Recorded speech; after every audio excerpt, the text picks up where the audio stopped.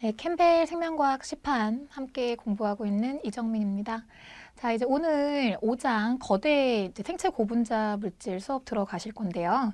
4장에서 탄수화물 기초적으로 학습했던 내용을 바탕으로 해서 이제 우리 생물체 내부에 있는 거대한 화학물질들을 다루시는 내용을 진행을 하실 거예요.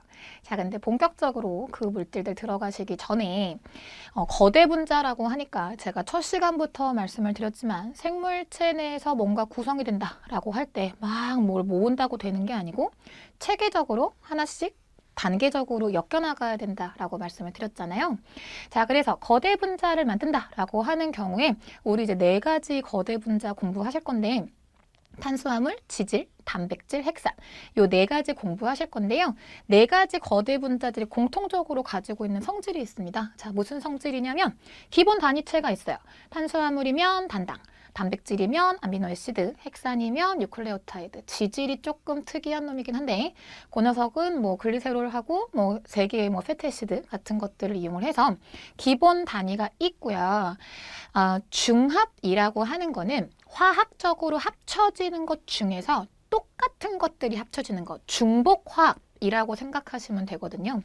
그래서 단위체들이 합쳐지는 과정을 중합이라고 생각을 하시면 되세요.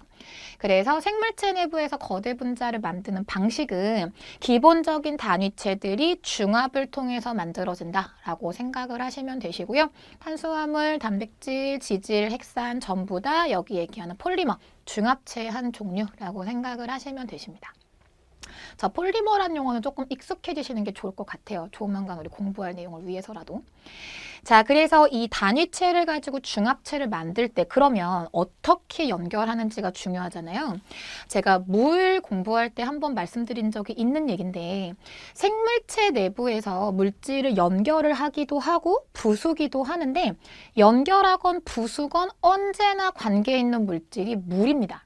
그래서 우리가 보통 단위체들을 합쳐서 중합체를 만들 때요. 그냥 맨 땅에다가 이걸 붙일 수는 없고 뭐 풀로 붙일 수도 없는 거니까 원자와 원자끼리 결합을 하려면 쉽게 말하면 새로운 공유 결합이 형성이 돼야 되잖아요. 근데 각각의 물질들이 이미 공유 결합 잘 만들어서 있는 상태이기 때문에 이 상태로 붙일 수는 없으세요. 그래서 중간에서 물이 빠져주면서 물이 붙어있던 그 자리에 중합이 들어간다라고 보시면 되는 거거든요. 그래서 체내에서 이루어지는 대부분의 이제 중합 반응은 물이 빠지면서 이루어지는 탈수 반응이야 라고 해서 탈수 축합이라고 얘기를 하고요.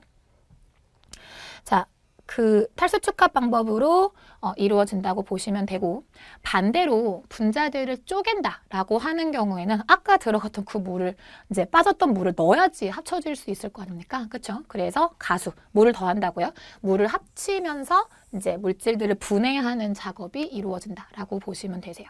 그 간략하게 보여지는 과정인데 선생님 물을 어떻게 빼요? H2 어떻게 빼요? 한쪽에서는 수소를 빼고 반대쪽에서는 히드록시기를 빼서 물을 만들면서 원래 그것들이 붙어있는 자리에 앞쪽과 뒤쪽을 연결하는 방법이라고 보시면 되고요.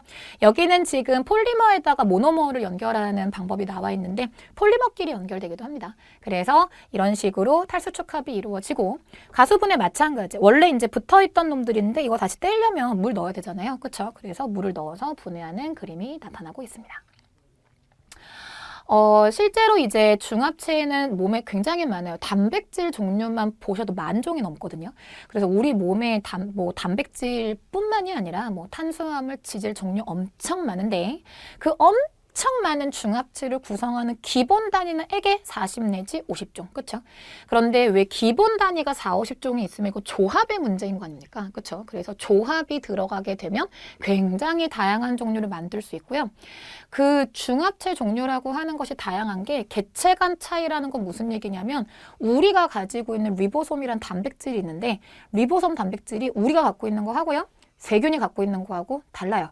그래서 근데 이름은 똑같이 리보솜이에요. 하는 역할도 같아요. 근데 우리 거랑 걔네 거랑 달라요. 이런 식으로 그 개체에 따라서 또 종 차이에 따라서 같은 역할을 하는 단백질이 다양하게 나타날 수 있는 이유가 이 단위체들을 조합만 바꿔서 중합을 하기 때문에 가능하다라고 생각하시면 되십니다.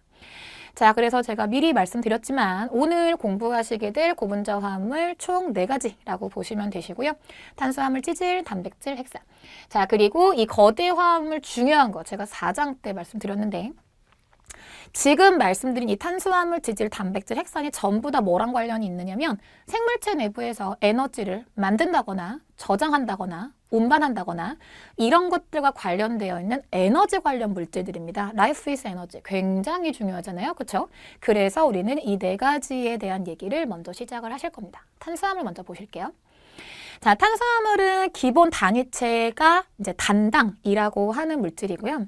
탄수화물 말 자체를 생각하시면 조금 수월하실 텐데 탄수화물, 말이 탄소가 수화, 물에 둘러싸여 있는 형태라는 겁니다.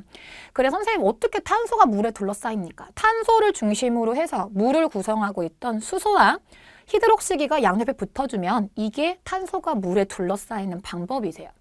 그래서 기본적으로 우리가 탄수화물의 식을 쓴다라고 하면 요꼴로 나타나게 돼 있죠. 예를 들어볼까요? 가장 여러분들이 흔하게 알고 있는 포도당 분자식 써보시면 어떻게 됩니까? 요렇게 쓰여지게 되죠. 이걸 저꼴로 바꿔볼게요. 탄소 6개가 물 6개에 둘러싸여 있구나 라고 생각하실 수 있는 거죠. 그렇죠? 이런 식으로 탄수화물은 말뜻 자체가 탄소가 물에 둘러싸여 있는 화합물이야가 되기 때문에 단당이야 라고 하는 것은 이제 그것들 중에서 가장 기본 단위가 되는 물질들을 의미합니다. 탄수화물을 만드는 주된 원자는 탄소하고 수소하고 산소 전부 다 비금속 원조이기 때문에 당연히 결합 자체는 공결합일 거야 라고 생각을 하시면 되시고요. 자, 근데 이게 좀 복잡한 게 단당류가 종류가 굉장히 다양해요. 자, 그래서 단당류 그 많은 걸 한꺼번에 다 보려면 너무 힘들다. 그래서 몇 가지 구분을 좀 해보실 건데 일단은 구분을 하실 때 좀 수월하게 하기 위해서 기본적인 골격을 좀 보실게요. 탄수화물 골격 보시면 여기 있는 이거 글리세르알데하이드를 먼저 말씀을 드리면 탄소 3개짜리 당인데 사실은 선생님 아까 말씀하셨던 거랑 다르잖아요. 탄소 3개가 물에 둘러싸여 있으면 이렇게 구조가 나와야 하는 거 아닌가요? 근데 쟤는 왜 저 모양이죠? 자, 봅시다. 자, 원래 이 구조가 정상이죠. 그죠? 그래서 3개의 탄소가 3개의 물에 둘러싸여 있는 거야. 자, 그런데 문제는 우리 앞에서 탄소 공부할 때 배웠는데 탄소가 공유 원자가가 4개이기 때문에 탄소를 가지고 만들 수 있는 공유 결합도 4개가 나와야 돼요. 그런데 지금 3개밖에 없네. 그쵸? 그러면 말단도에 있는 탄소는 옥텟 만족이 안 됩니다. 그쵸? 그래서 이 옥텟을 만족시켜주기 위해서 한쪽 끝에 있는 수소를 떼세요. 한쪽 끝에 있는 수소를 떼서 어디로 보낼 거냐면 끝으로 보내실 거예요. 그러면 제가 지금 여기 수를 뗐는데 사실은 더 좋은 방법은 얘를 떼는 거거든요. 그래서 얘를 떼서 저 끝으로 보내고 이 끝으로 보내고 선생님 그럼 얘는 해결됐는데 얘가 해결이 안 됐어요. 여기를 어떻게 해결하냐면 탄소하고 산소를 이중결합으로 잡습니다.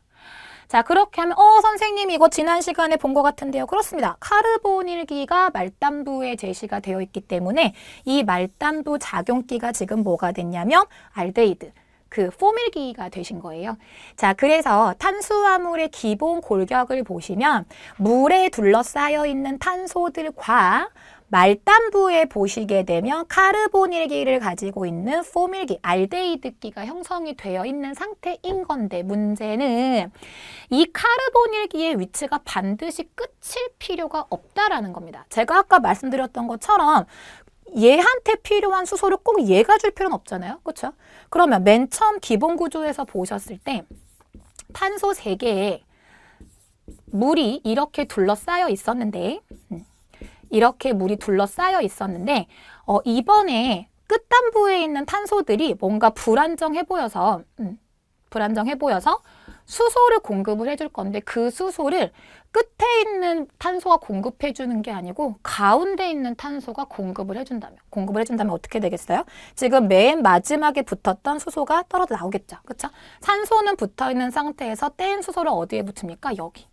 선생님 그럼 얘는 어떻게 해요? 얘를 위해서 얘를 또 떼요.